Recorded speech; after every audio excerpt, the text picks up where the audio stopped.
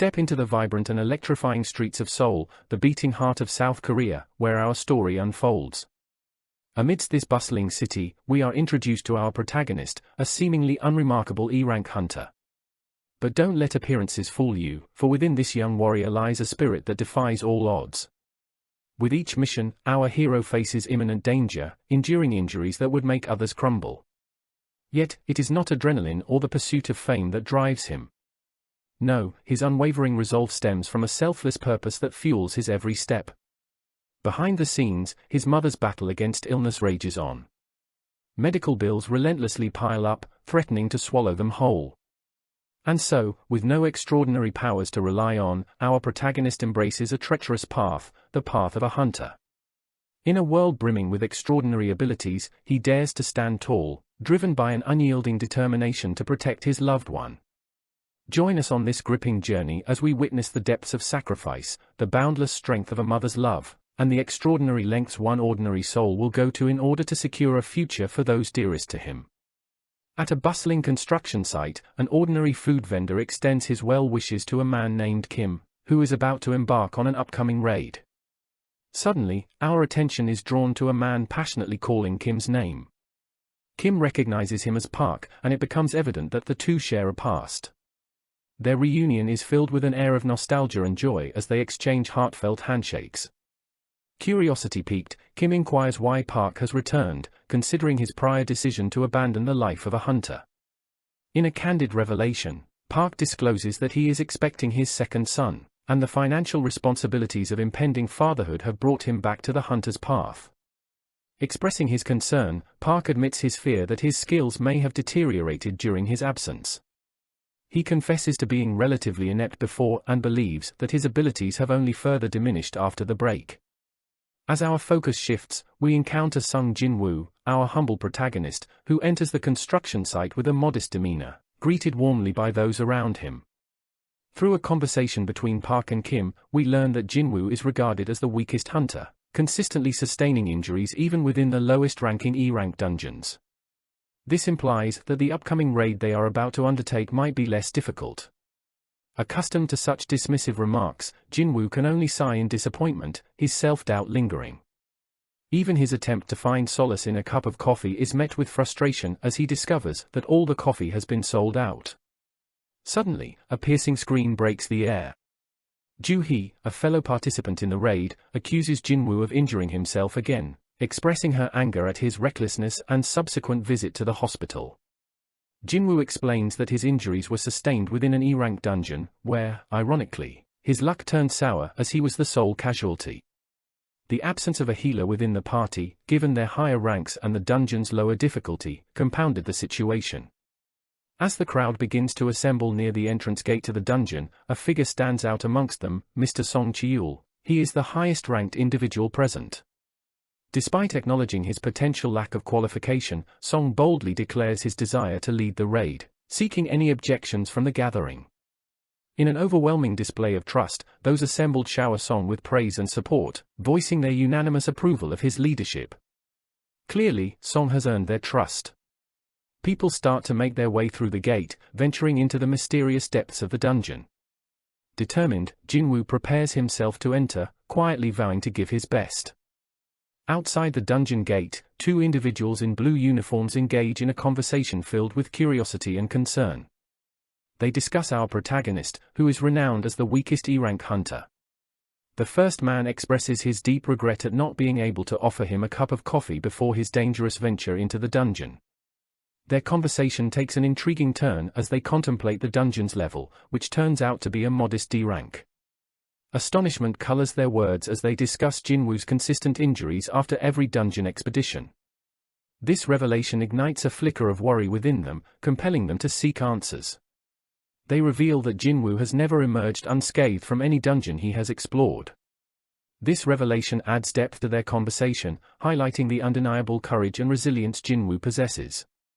However, the second man dismisses the concerns, considering the D-rank dungeon to be relatively harmless. Deep within the treacherous dungeon, Joo-hee takes care of Jinwoo's injured body, their conversation swirling with deep concern and hidden emotions. Joo-hee, with a mix of worry and curiosity, questions Jinwoo's unwavering commitment to being a hunter.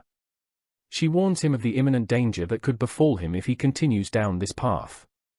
Jinwoo, visibly disappointed in himself, offers a simple apology, but Joo-hee quickly reassures him that her words stem from genuine worry, not a desire for an apology. She gazes at him with deep concern, her eyes reflecting her fear for his safety. Meanwhile, the rest of the group valiantly battles the ferocious monsters lurking within the dungeon. Joo-hee, caught in a moment of respite, silently expresses relief that the raid is nearing its end. The group's camaraderie and expertise are evident as they effortlessly dispatch the remaining monsters. Jinwoo, lost in his own thoughts, observes his comrades with a mix of admiration and introspection. Amidst the chaos and danger, he contemplates his own motivations and purpose as a hunter. When Joo-hee poses a question, he responds with a light-hearted remark, claiming that being a hunter is merely a hobby. However, a hint of secrecy and personal circumstances shrouds his true reasons. Jinwoo's laughter fills the air, masking the deeper truths he keeps hidden. Aware that sharing his personal circumstances might lead to embarrassment, he chooses to withhold them, shielding himself from vulnerability.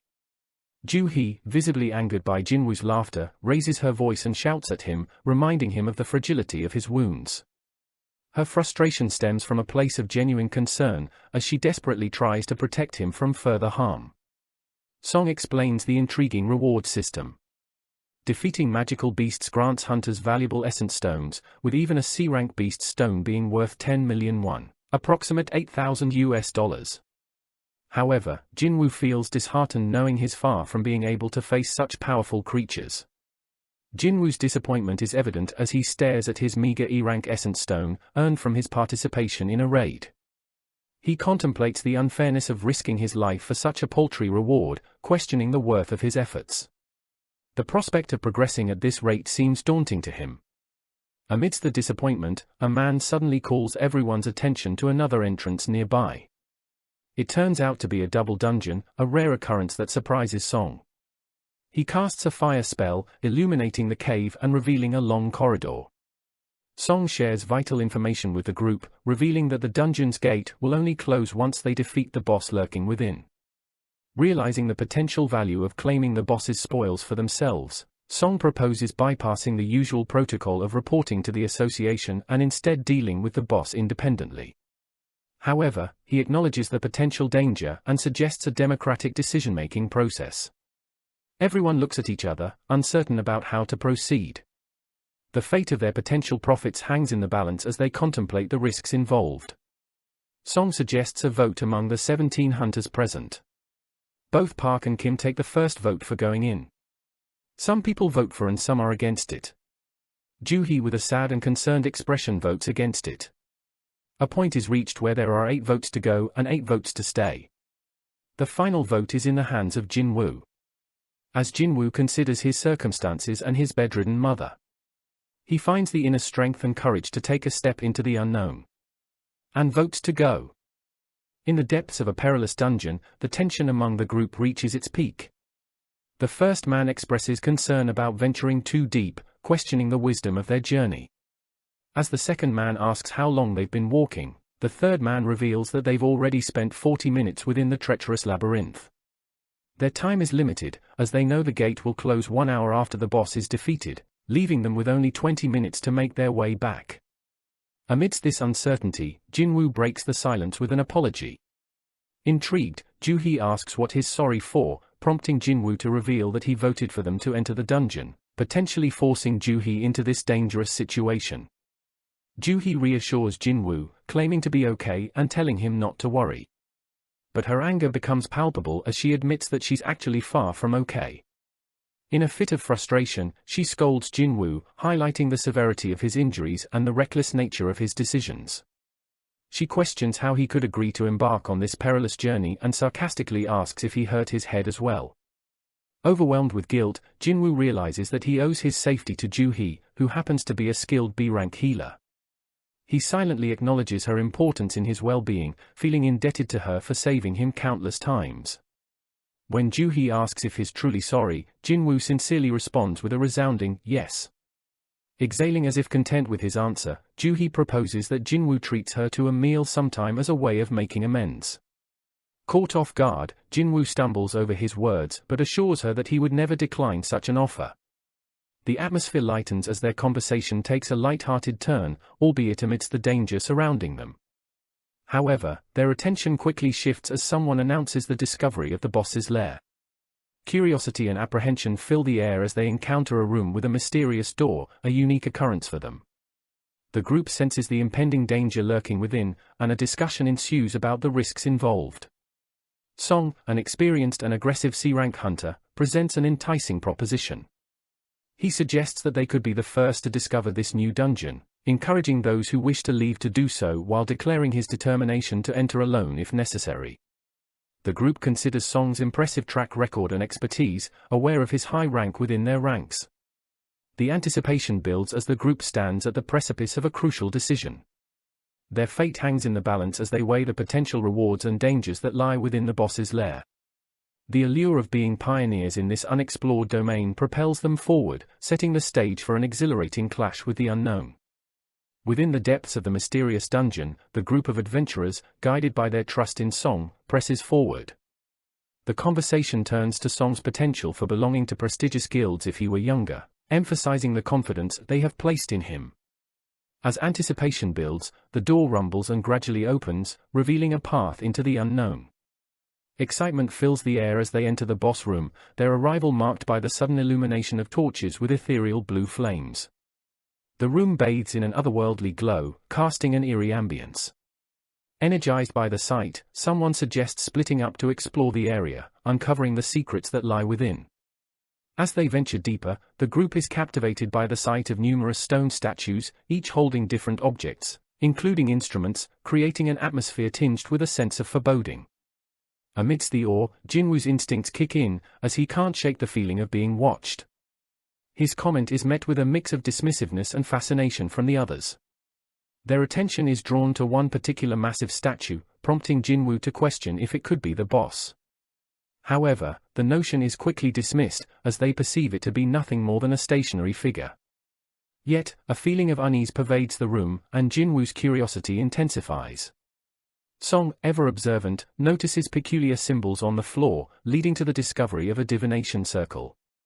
The group gathers around as someone points out inscriptions on the wall, revealing the commandments of the Kartnon Temple. The significance of these commandments and the temple's role remains a mystery, captivating their attention. In a moment of suspense, Joo-hee grabs Jinwoo's arm, directing his gaze toward the enormous statue. She claims its pupils were moving, fixated on their presence. Jinwoo initially doubts her observation, but as the atmosphere shifts and an unsettling silence falls upon them, his skepticism wavers. Something feels amiss, a growing realization that they are facing an imminent threat. Suddenly, all eyes turn towards the door, now forcefully closed, trapping them inside. Shock reverberates through the group as they grapple with the implications of their predicament. Fear and anticipation intertwine, leaving them to confront the unknown horrors that await them within the confines of the boss room. In the heart-pounding climax of their dungeon exploration, panic ensues as the doors abruptly close, trapping the group inside. A woman with striking blue hair voices the collective concern, questioning their next move. Frustration boils over as a man in sports clothes reaches his breaking point, declaring his departure and leaving the group to fend for themselves.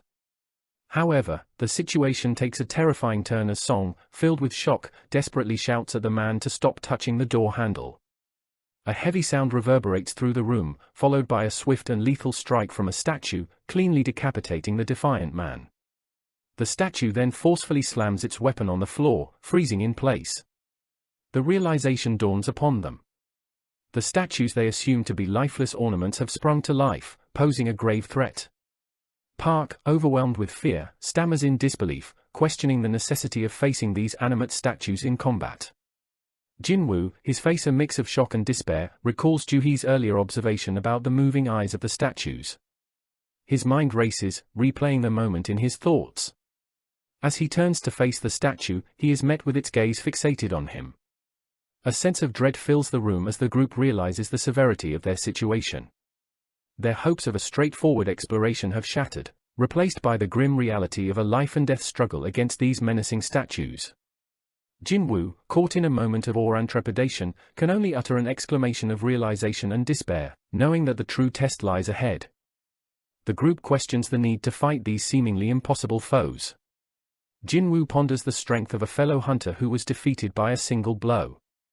As Jinwoo's thoughts race, a realization dawns upon him. D-rank dungeons are not supposed to house colossal monsters, let alone animated statues. In a flashback, we learn of Jinwoo's tumultuous past. He has repeatedly faced life-or-death situations, from getting lost during a raid to being hospitalized after an attack from a low-tier beast. Despite the hardships he has endured in low-ranking dungeons, Jinwoo's resourcefulness and determination have kept him alive. However, his struggles have left him with little wealth, unable to acquire better weapons like other hunters. Mocked and labeled as the weakest hunter of all mankind, Jinwoo has become a symbol of ineptitude within the hunter community. He bears the weight of the world's ridicule, his body battered and his spirit fractured. Amidst the flashback, we witness two men discussing Jinwoo's repeated failures. His reputation as a liability to his fellow hunters grows, and the burden on healers tasked with keeping him alive becomes immense. Jinwoo himself acknowledges the harsh reality, aware of the mockery and disdain directed his way. As the story progresses, it becomes evident that Jinwoo's life is about to undergo a drastic change. While he lacks material possessions and strong weapons, he possesses an unwavering determination and an indomitable spirit. With his battered body as his only weapon, Jinwoo sets out to defy the expectations placed upon him. He yearns to prove his worth, not only to others but also to himself. Returning to the present, Jinwoo's keen intuition alerts him to an impending danger. With a sense of urgency, he shouts for everyone to duck down. The room rumbles as the statue springs to life, launching a ferocious attack on everyone present. In a selfless act, Jinwoo shields Ju-hee, protecting her from harm. Amidst the chaos, screams fill the room, and panic ensues. Park and Kim, miraculously unscathed, discuss the devastating casualties surrounding them. They express their gratitude towards Sung, acknowledging that his warning saved their lives. As Jinwoo regains his composure, he feels the pain from the attack. Despite his injuries, he calls out for Ju-hee, his concern evident in his voice. Song steps forward and advises everyone to stay in their current positions. He explains that only those who moved were attacked, emphasizing the importance of following instructions to survive. Some individuals express their trust in Song's guidance, acknowledging the critical role he plays in their survival. Meanwhile, Jinwoo reflects on his actions, admitting that his shout was not based on prior knowledge but rather a primal instinct that sensed impending danger. While Jinwoo has been considered the weakest hunter, his innate instincts and intuition prove to be invaluable assets. As Jinwoo's gaze falls upon Song, he is filled with shock and disbelief. Song's arm has been gruesomely severed, yet Song downplays his pain, urging Jinwoo to focus on stopping the bleeding. With a sense of urgency, Jinwoo takes immediate action to staunch the flow of blood from Song's severed limb. Despite the agony he endures, Song musters the strength to engage in a conversation about the statue's rank. Jinwoo, having never encountered anything beyond D-rank dungeons, admits his uncertainty. In contrast, Song reveals his experience in B-rank raids and concludes that the statue surpasses B-rank levels of power. In fact, he speculates that the statue may even be an A-rank or S-rank threat. Drawing on the information provided by the Kartnon Temple's commandments, Song connects the dots, suggesting that the statue itself represents the deity to be worshipped. The commandments warned of dire consequences for those who failed to comply, hinting at the statue's vengeful nature. Jinwoo's attention shifts back to the imposing statue before them, understanding the magnitude of the danger they face. As Song grimly acknowledges their impending annihilation, the stakes rise to a new level. With time ticking away, Jinwoo and Song must find a way to overcome the seemingly insurmountable odds stacked against them. The story intensifies as Jinwoo and Song grapple with their limited resources and the overwhelming might of the statue. Together, they will strive to unveil the secrets of the statue's power, seeking any opportunity to survive and protect themselves from the deity's wrath. As Jinwoo and Song confront their mortality, they will be forced to confront their own weaknesses and tap into their inner strength to defy the relentless fate that awaits them. With each passing moment, the suspense heightens, and the battle for survival becomes a crucible that will test their resolve and courage, and ultimately determine their fate in a world where gods and monsters clash. Jinwoo, our protagonist, narrates the story, introducing the concept of gates that connect our world to another dimension. These gates have caused inexplicable events to occur over the past 10 years. One significant result of the gate's appearance is the emergence of awakened beings known as hunters. These individuals gain permanent powers upon awakening, and Jinwoo himself is an awakened being, albeit with weak powers, placing him in the low-rank E category. While he is stronger than an average person, he acknowledges that he is considerably weaker than more experienced hunters in higher ranks. The awakened beings venture through the gates into dungeons, where they battle against magic beasts. These individuals who make a living out of this dangerous profession are known as hunters. However, lurking beyond these gates are terrifying monsters that instill despair in anyone who encounters them. In the current scene, Jinwoo and a group of hunters find themselves in a dire situation. One of the group members, Song, is heavily injured and continues to bleed. They had initially underestimated the dungeon's difficulty and brought only 3 healers, one of whom is now missing, while another is overwhelmed by fear. The atmosphere is tense, and the group is uncertain about their chances of survival. Jinwoo contemplates the situation and realizes that according to Song's information, they will be attacked the moment they attempt to move. Even if they manage to make it to the exit, there is a statue guarding the door, suggesting that they were never meant to leave the dungeon alive. In a moment of desperation, a man with black hair decides he refuses to die in this place and prepares to attack. Song desperately warns him not to move, but the man is determined to break through the door with his full strength. As he runs towards the door, the statue's eyes glow, and the man is instantly disintegrated, leaving only his severed legs behind. The scene sets a tone of danger and hopelessness as the group realizes the gravity of their situation. As the group reacts to the man's gruesome death at the hands of the statues, a woman screams in horror, while others avert their gaze, unable to bear witness to the horrifying sight. Jinwoo, filled with frustration and fear, questions the nature of the statues and their ability to annihilate them at any moment. He ponders why they haven't been attacked already. Song, acknowledging the danger they face, states that it would be easier for the statues to kill them than to squash a bug. Jinwoo, deep in thought, realizes that the statues operate differently from the magic beasts that attack hunters on sight. These statues act based on a set of rules. He considers the possibility that the room they are in follows the commandments of the Kartnon Temple. His attention is drawn to a statue holding the Kartnon Temple commandments, and he becomes increasingly shocked by his realization. Jinwoo recalls the first commandment mentioned by Song, which is to worship God. This triggers an epiphany for Jinwoo, as he realizes that this dungeon operates according to specific rules. He stands up, determined to take action based on his newfound understanding. Song, alarmed by Jinwoo's behavior, expresses concern and questions his sanity. However, as he looks into Jinwoo's eyes, he sees a glimmer of hope and determination that has not yet faded. Jinwoo confidently asserts that the statue does not attack all moving beings. This revelation hints at a potential loophole or condition that could allow them to navigate through the dungeon safely. The scene ends with the anticipation of Jinwoo's next move and how he plans to use his understanding of the dungeon's rules to their advantage. To be continued. These recap covers the first 5 chapters. More are coming, so stay tuned.